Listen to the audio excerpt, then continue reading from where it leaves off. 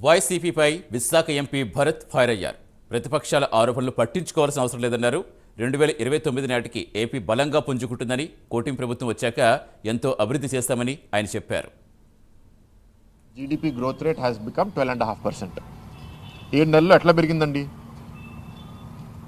అది కూడా 3%. జీడీపీ 1% పెరిగితేనే చాలామంది చాలా గొప్పలు చెప్పుకుంటారు. 9% నుంచి 12.5% ఎస్టిమేటెడ్ స్టేట్ జీడీపీ గ్రోత్ రేట్కి పెరిగింది అంటే దానికి కారకులు ఎవరు? ఆ ఫీల్ గుడ్ సెంటిమెంట్ ఎవరు తీసుకొచ్చారు?